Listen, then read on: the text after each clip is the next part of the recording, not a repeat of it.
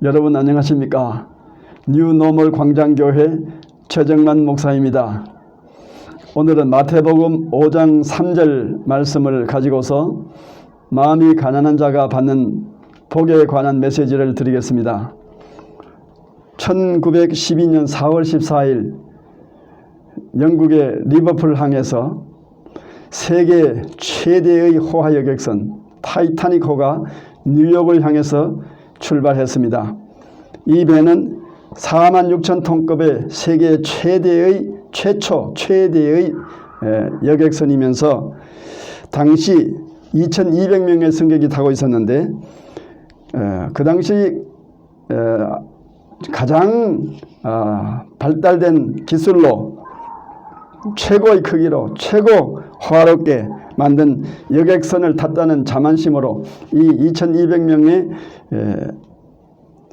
승객들 가운데서는 당시에 유명한 인사들이 많이 타고 있었습니다. 그들은 매일같이 계속되는 선상 파티에서 먹고 마시고 웃고 춤추면서 즐겼습니다.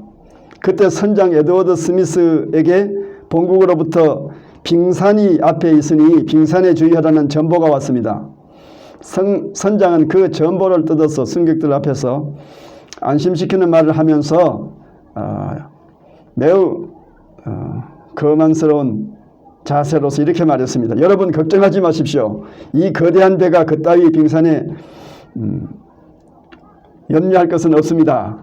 라고 그랬습니다. 그 후에 5번이나 거듭된 빙산 주의 경보가 본국에서부터 왔습니다마는 그 선장은 경보를 무시하고 계속해서 최고의 속력인 시속 22노트로 질주를 했습니다. 잠시 후에 갑자기 전방에서 거대한 빙산이 불쑥 솟아났습니다. 배가 방향을 바꾸기에는 이미 상황이 늦어버렸습니다. 배는 그 빙산에 부딪혀서 두 동강이 났고 1,515명이라는 많은 큰 숫자가 사망했습니다. 목숨을 잃었습니다. 배는 침몰해버렸습니다. 선장이 만일 교만하지 아니하고 빙산주의 경보에 조금만 관심을 가졌더라면 이런 거대한 참사는 방지할 수 있었다고 하는 것이 그 후의 분석이었습니다. 교만이 패망의 원인임이 확실했습니다. 기독교는 역설의 진리입니다. 이 세상의 모든 풍요를 가짐이 복이 아니라 심령의 가난이 복이다. 마음이 가난한 것이 복이다. 라고 말을 하고 있습니다. 죽고자 하는 자만이 살리라. 이런 말들은 역설의 진리를 표현하는 말입니다. 이순신 장군이 다 부서지고 남은 12척의 배를 가지고 130척의 일본 적선들을 맞아 싸우려 나가려고 했습니다. 이때에 그는 무엇보다도 먼저 겁에 질려서 어떻게 해서라도 탈영하여 자기 하나의 목숨이라도 건져보려는 생각 이외에는 아무런 관심도 없는 이러한 조선의 오합지졸 수병들을 모아놓고 심령 폐부를 찌르는 그 자신의 비장한 결심을 이제 선포했습니다. 살고자 하는 자는 죽을 것이요 반드시 죽고자 하는 자만이 살 것이다. 이런 유명한 말을 선포한 다음에 그가 출전해서 그는 대승을 거두었고 그 이후에 23회 전투에서 23승을 거둔 전성을 거둔 이런 세계 전사상 유례가 없는 이런 훌륭한 전적을 이루었습니다. 그가 내린 유명한 한마디와 같은 그런 성격이 바로 산상보훈에서 그대로 예수님께서 제자들에게 하신 말씀 그대로였습니다. 병사들은 죽기를 결단하고 싸웠고 그래서 명량해전에서 전세는 그 이순신 장군이 선포한 말대로 이루어졌습니다. 캘리포니아의 유니온 신학대학교라는 학교가 있습니다. 그 학교의 총장으로 계셨던 이정근 박사는 이를 두고 이순신 장군이 그리스도인이었을 가능성을 강하게 역설한 칼럼을 미주 크리스찬 신문에 실는 것을 제가 읽은 일이 있습니다. 저는 이보다도 훨씬 전인 1980년대 초부터 대학교 강단에서 선교 역사를 강의를 하면서 선교 역사 중에서 경교 선교, 이 네스토리안 미션이라는 경교 선교 부분을 가르치면서 성령의 뜨거운 영감에 이끌려 이순신 장군뿐만 아니라 세종대왕까지도 기독교 복음에 접촉이 있었을 가능성, 그 가능성이 있었을 연대적으로나 여러 가지 전후, 역사 전후의 정황으로 벗어나 충분히 그런 가능성은 있었다 하는 것을 역설한 적이 있습니다. 한반도에 복음이 전파되었을 충분한, 그러니까 신라시대 때부터 한반도에는 복음이 이제 전파를 되었다는 역사적인 증거가 있습니다. 중국 당나라 태종 때, 당태종 때 이미 기독교를 받아들이고 국가적인 지원까지 하고 있던 상황에서 당시 신라와의 국제적인 관계나 지리적인 접근성 그리고 논리적인 타당성을 따라서 한반도에는 통일신라 시대나 늦어도 고려시대에는 이미 기독교 복음이 들어와 있었다고 보아야 한다 하는 것이 저의 주장이었습니다. 다만 그 복음이 민족의 세계관 변화, 이 월드뷰 체인지라고 하죠. 세계관 변화, 월드뷰 체인지에까지 지속적으로 영향을 미치지 못하고 토착 문화와 전통 종교에 억눌려서 지하로 스며들어 오랜 세월 표면적 문화에서는 사라져버린 듯이 내려오다가 때가 참에 민족의 순환과 함께 복음의 꽃을 피웠다는 새로운 이론을 이제 저는 이것을 역동적 성장 이론이라 다이내믹 그로스 시어리라 해서 이런 역동적 성장 이론을 주장한 적이 있습니다. 복음은 원래 전파하는 자가 없이는 듣지 못하게 되어 있습니다. 로마서 10장 13절에서 15절에 이런 말씀이 있습니다. 누구든지 주의 이름을 부르는 자는 구원을 얻으리라. 그런즉 저희가 믿지 아니하는 일을 어찌 부르리요? 듣지도 못한 일을 어찌 믿으리요? 전파하는 자가 없이 어찌 들으리요? 보내심을 받지 아니하였으면 어찌 전파하리요? 이 유명한 로마서 10장 13절에서 15절 이 말씀을 생각해 볼 때에 세계 선교 역사상 어느 민족이나 어느 민족 어느 곳이나 전파하는 자가 없이 복음이 들어간 곳은 단 한 곳도 없습니다. 그런데 민경배 교수는 독특하게도 단 한 곳 예외가 있는데 그 예외가 한반도의 기독교 복음의 선교 역사라고 말합니다. 그가 쓴 그 명저이죠. 한국교회사에서 한반도만은 해외에서 선교사가 도착하기 이전에 이미 복음이 들어와 있었고 이 복음은 외부에서 선교사들이 전해준 것이 아니고 우리 민족 스스로 받아들인 것이고 그래서 우리 민족은 독특한 민족이라 하는 그의 주장을 우리는 사실로 믿어왔습니다. 그런데 성경은 그렇게 말하고 있지 않죠.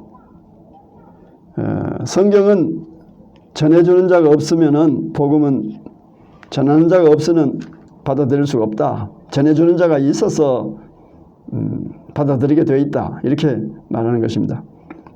그리고 세계 선교 역사상 다른 어느 한 곳도 그러한 예가 없는데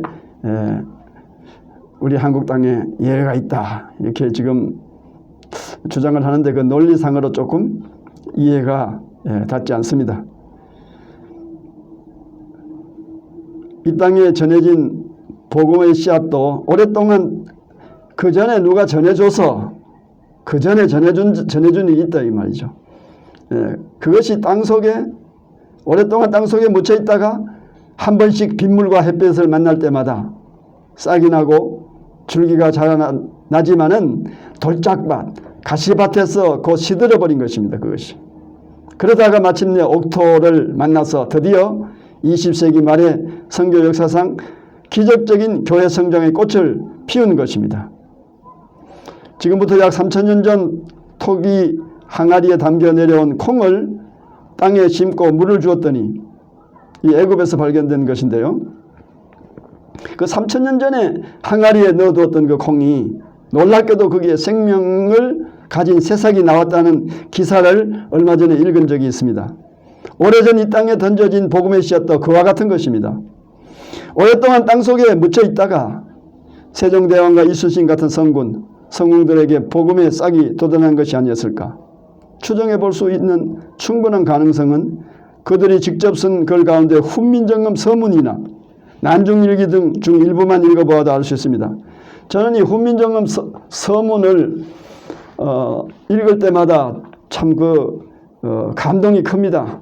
국지 어미 이호 중국하야 여문자 불상 유통할세 고로 우민이 유소 요건이라도 신기 부득 정제다이라 여차위 민연하야 신제 28자 하노니 욕사인인 이습하야 편어 일용이니라 하는 이 짧은 그런 훈민정음 서문 세종대왕이 직접 쓰셨는데 요즘 훈민정음을 세종대왕이 창제가 아니라는 등 그런 학설들이 많이 그런 이론들이 이설들이 많이 나옵니다만은 분명히 세종대왕께서 당신이 직접 그 훈민정음 서문에서 내가 28글자를 이거 만드는 그 주체가 세종대왕이라 그 말이야. 물론 도운 사람들은 많이 있겠죠. 그 훈민정음을 만드신 동기는 임금이 참 백성들의 처지를 생각해서 당시에 우리나라는 이 말하는 이 언어와 글로 쓰는 언어가 다릅니다.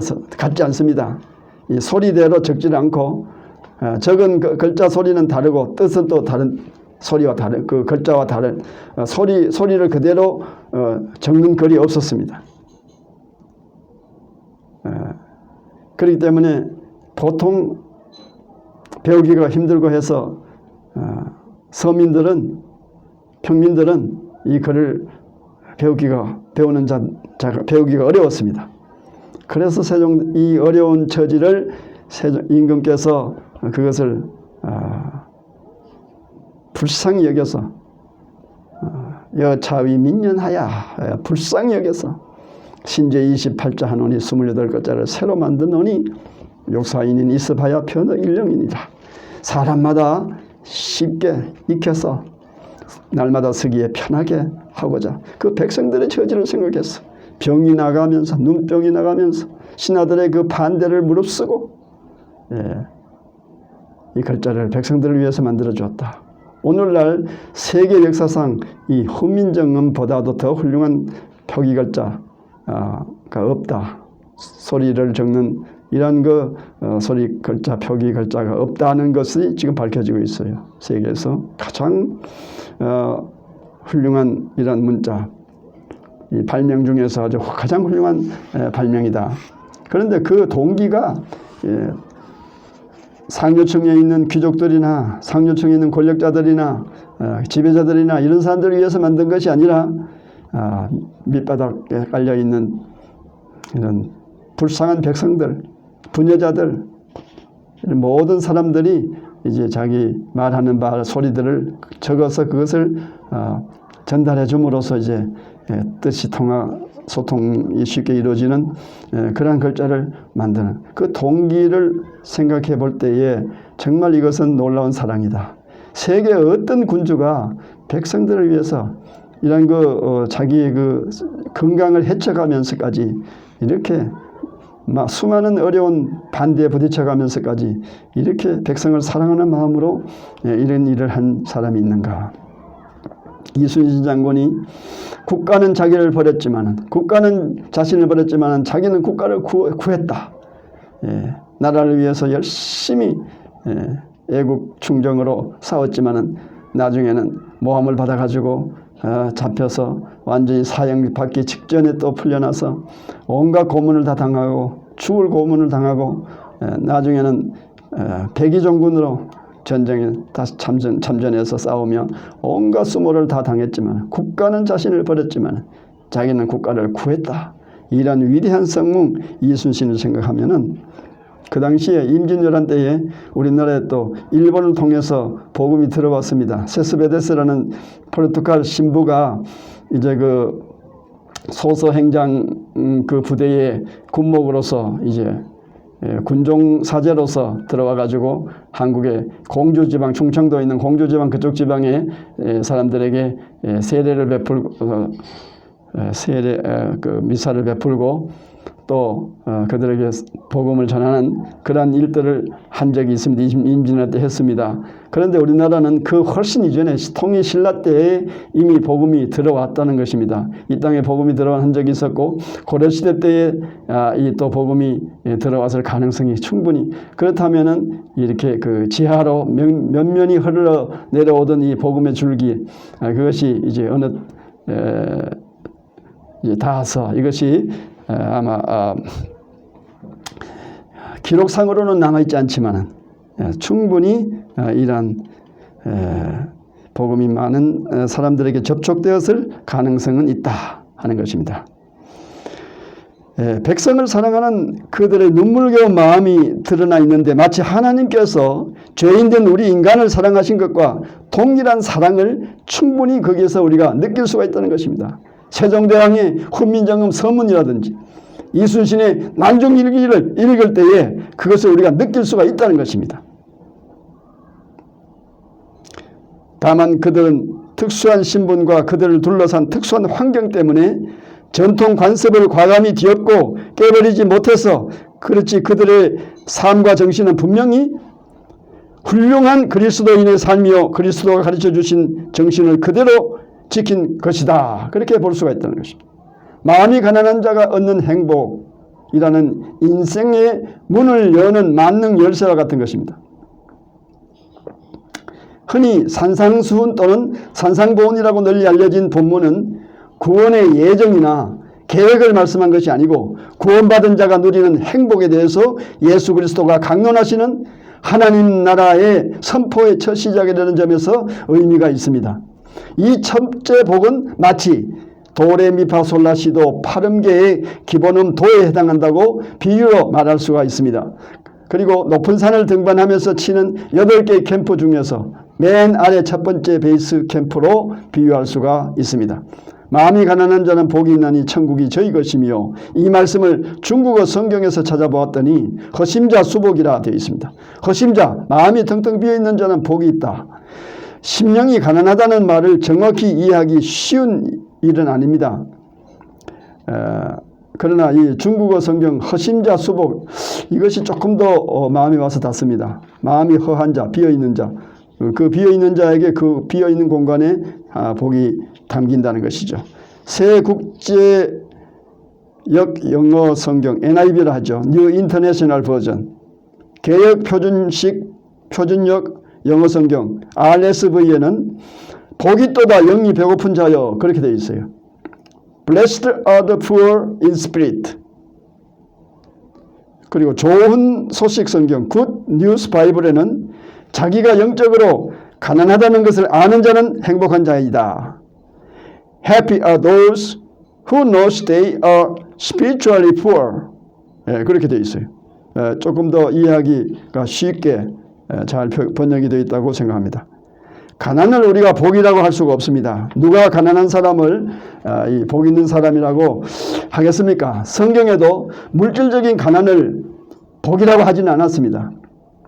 구약 신명기서 28장에 보면은 내가 하나님 여호와의 말씀을 청종하면 이 모든 복이 네게 임하여 네게 이르리니 성읍에서도 복을 받고 들에서도 복을 받을 것이며 네 몸의 자녀와 네 토지의 소산과 네 짐승의 새끼와 소와 양의 새끼가 복을 받을 것이며 네 광주리와 네 떡반죽 그릇이 복을 받을 것이며 내가 들어와도 복을 받고 나가도 복을 받을 것이니라. 이 말씀은 가난이 복이 아니라 모든 것이 잘되고 부유하게 되는 것 그것을 복이라고 그랬습니다. 시편 128편에 보면은 여호와를 경외하며 그 길을 걷는 자마다 복이 있도다. 내 손이 수고한 대로 먹을 것이요 내 행하는 모든 일이 형통하리라. 여기서는 가난이 복이라고 하지 않았고 잘 사는 것을 복이라, 형통을 복이라 그랬어요. 수고한 대로 모든 소득이 들어오는 것, 그것을 복이라 그랬습니다. 이것은 심령의 상태를 복은 심령의 가난을 말하는 것이지 이 물질적, 육체적 무슨 고생, 부족함 이런 것을 말하는 것이 아닙니다. 세상의 행불행의 모든 문제는 전부 다 마음의 문제입니다. 누가복음 17장에서는 천국이 여기 있다 저기 있다 할 것이 아니라 내 안에 있다 그랬습니다. 그렇다고 해서 이 말은 정말에 우리가 영광 가운데서 살아갈 객관적인 천국을 그것이 없다 이렇게 부인하는 것은 아닙니다. 미래에 오는 천국은 지금 여기 마음의 천국으로부터 시작되어야 한다는 말입니다. 마음의 천국이 이루어지지 못한 자가 어찌 이 다음에 오는 천국에 들어갈 수가 있겠습니까? 나무와 돌로 지은 집이 있기 전에 건축자의 마음에 설계된 그 설계도의 집이 있어야 하는 것처럼 마음의 천국이 장차 실현될 우리가 실질적으로 가서 살 천국, 그 천국의 그림자요 설계도라고 말할 수가 있습니다. 예수님은 바리새인들의 위선적인 형식주의 종교에 대해서 마음의 문제를 강조했습니다. 요한복음 3장에는 니고데모 얘기가 나옵니다. 그는 유대인의 관원이요 랍비였습니다. 높은 지위와 학식과 부를 가진 자였음에도 불구하고 그는 무명의 이름 없는 나사렛 30대 청년 예수님 앞에 나와서 인생의 중요한 물음을 던질 만큼 마음이 허하고 가난했습니다. 아리마대 요셉은 물질적으로 큰 부자였습니다. 그러나 그는 자기 사후를 위해서 준비해 두었던 무덤을 주님의 시신을 위해서 내놓을 만큼 이런 마음이 텅텅 비어 있었습니다. 마음이 가난하다는 것은 물질의 가난과 일치하지는 아니합니다. 물질이 많은 부자라도 마음이 가난한 사람이 있는가 하면은 물질적으로 가난해도 마음이 매우 부자인 교만한 사람도 있습니다. 옛날에 한국의 양반들 가난해서 정말 참 먹을 것이 없어서 냉수 한 그릇 마시고 사람들에게는 고기 갈비 먹은 것처럼 이쑤시개로 이빨을 쑤신다는 그런 말이 있습니다. 그 양반들은 물에 빠져서 죽었으면 죽었지 죽을 망정 개 헤엄은 절대로 치지 아니한다는 말도 있습니다. 둘째로 마음이 가난하다는 것은 심지가 약하다는 것을 가리키는 것이 아닙니다. 가난한 마음을 생각할 때에 곧 연상되는 이미지는 쉽게 놀라며 빨리 비굴해지거나 매사에 부정적인 사람이 있습니다. 그런 사람들의 마음을 가리키는 것이 아닙니다. 내성적이며 의지가 연약한 사람도 아닙니다. 그러나 성경이 말하는 가난한 마음을 가진 자는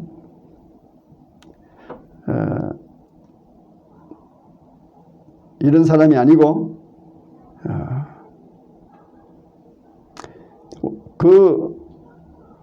예로서 이제 도마라는 사람을 한 사람 성경에서 드러내 보였습니다. 도마는 예수님의 제자들 중에서 가장 내성적인 사람, 부정적인 마음을 가진 사람, 가장 소극적인 성격의 소유자였습니다. 그런데 이 도마는 상당히 마음이 부유했던 사람입니다. 그는 교만했습니다. 예수 그리스도의 부활 사건에 대해서 도마는 선입관이 그 마음속에 꽉 차 있었습니다. 자기의 조그만 지식으로는 사람이 죽으면 어찌 다시 살 수 있느냐, 그런 자기 이론으로 꽉 차 있었습니다. 상식적인 기존의 선입관과 철학 때문에 부활의 메시지를 받아들일 가난한 심적 여백이 그 마음속에는 없었습니다. 그는 마음이 가난하지 못했습니다. 심지는 약했지만 마음은 가난하지 못했습니다. 가난한 이 마음은 억지로 꾸며진 겸손으로 치장할 수는 없습니다. 이것은 외식이지 겸손이 아닙니다. 바울은 골로새서에서 누구든지 일부러 겸손함과 천사 숭배함을 인하여 너희 상을 빼앗기지 못하게 하라. 골로새서 2장 18절 말씀입니다. 그러면 가난한 마음은 어떠한 마음입니까? 첫째로 겸손한 마음입니다. 성 어거스틴이 하루는 이런 질문을 받았습니다. 그리스도인의 최고의 덕이 무엇입니까? 어거스틴은 겸손이라고 대답했습니다. 그러면 두 번째 덕은 무엇입니까? 겸손이라고 대답했습니다. 세 번째 덕은 무엇입니까? 역시 마찬가지로 겸손이라고 대답했습니다. 그러면 겸손의 반대는 무엇입니까? 교만이라고 했습니다. 교만이란 무엇을 말하는 것입니까? 나는 지극히 겸손하다고 생각하는 것, 그것이 교만이라고 그랬습니다. 저 유명한 신학자 앤드류 머레이 박사는 자신이 겸손하다고 생각하는 순간 그 사람은 이미 겸손을 잃어버린 것이라고 했습니다. 가난한 마음은 하나님께서 내리시는 우리에 대한 평가를 우리가 그대로 수용하는 마음으로서 곧 겸손한 마음입니다. 신약 성경에 또 하나님을 만난 사람 한 사람의 체험담이 묘사되어 있습니다. 디베라 바닷가에서 밤이 새도록 그물질을 했지만은 고기 한 마리 잡지를 못한 베드로에게 이제 베드로가 지치고 허탈한 마음으로 호숫가로 나와서 그물을 씻고 있었습니다. 이때에 어떤 분이 한 분 다가와서 깊은 곳으로 가서 그물을 한번 던져보아라 그랬습니다.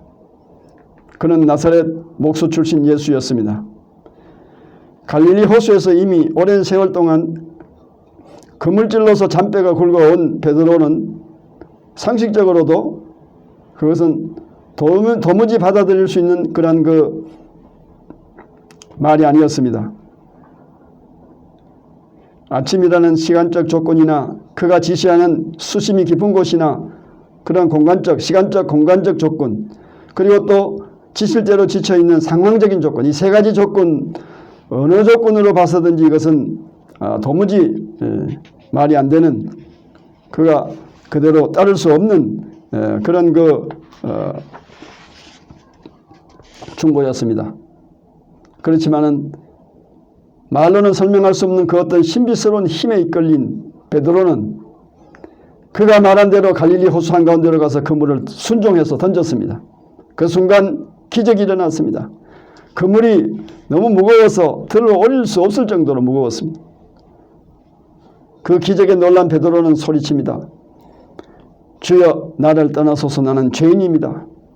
병자의 병이 나을 때 갑자기 명령 반응이라는 것이 있습니다. 그런 이상한 반응이 나타나듯이 베드로는 갑자기 예수님 앞에 엎드려서 부들부들 떨면서 자기가 지은 온갖 죄를 생각하면서 용서해달라고 빌었습니다. 바닷속 깊은 곳의 비밀을 아시는 저분은 여간 평범한 인간이 아니시다. 저분은 나의 모든 비밀을 속속들이 알고 계시는 분이시다. 내가 더 이상 저분 앞에 무엇을 숨기겠는가? 베드로는 인간 예수와 단순한 만남이 아니라 이 우주 천지 만물의 창조주이신 전지전능하신 하나님과의 만남의 사건 앞에 갑자기 자신이 노출된 것을 알았습니다. 이런 하나님과의 만남의 체험을 가진 베드로와 같은 사람들의 삶은 달라지기 시작합니다. 표정이 달라집니다. 말씨가 달라집니다. 행동이 달라집니다. 이들이 가는 곳마다 주위의 분위기가 달라집니다. 둘째로 치료를 받아들이는 마음이 가난한 마음입니다. 나아가서 우리를 향하신 하나님의 기대에 응할 줄 아는 마음이 가난한 마음입니다. 보잘것없는 저와 여러분을 하나님께서 불러주셨을 때에 그는 우리에게 기대를 겁니다.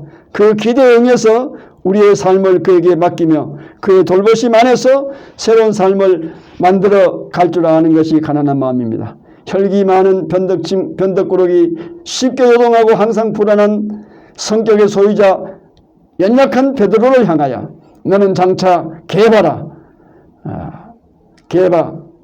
반석이라.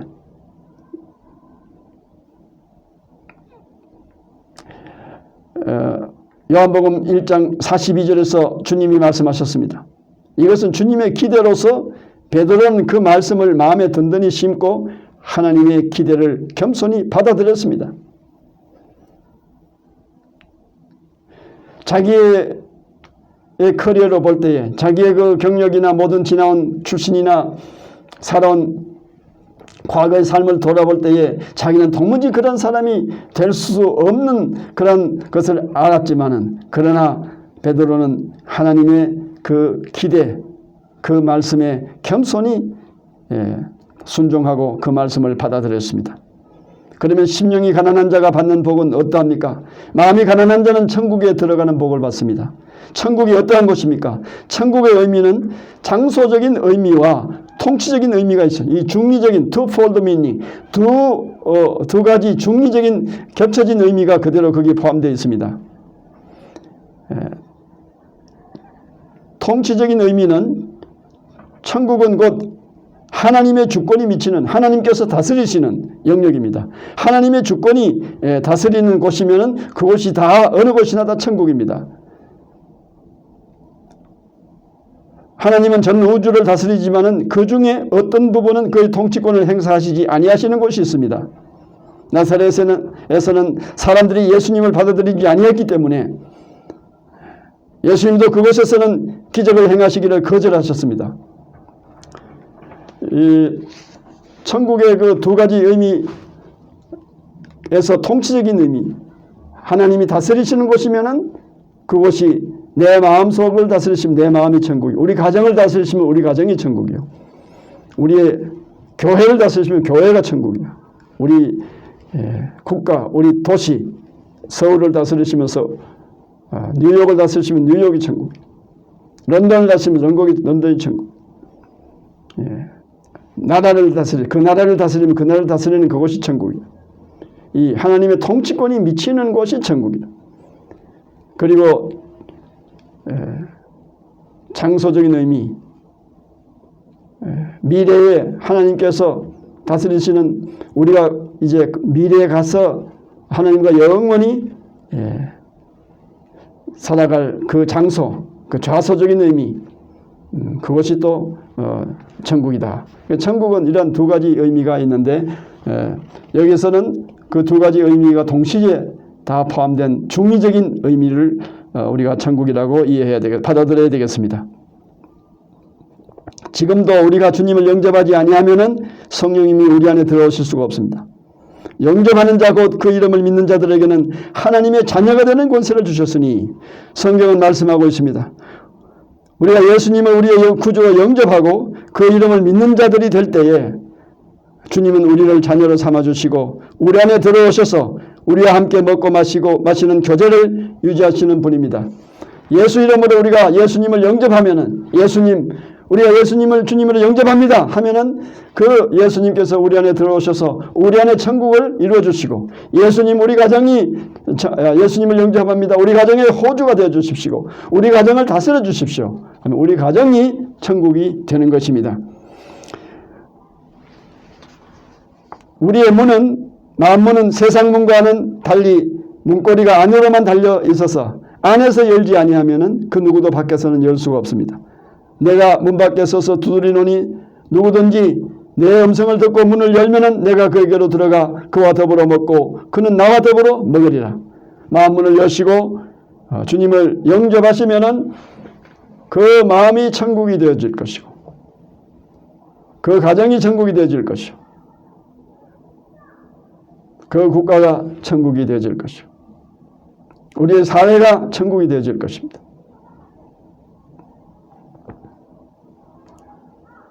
마음이 가난한 자는 복이 나니 천국이 저희 것입니다. 허심자는 수복이라. 마음 가난한 자의 복을 받으시는 저와 여러분이 되시기를 주 예수 그리스도 이름으로 축원합니다. 아멘.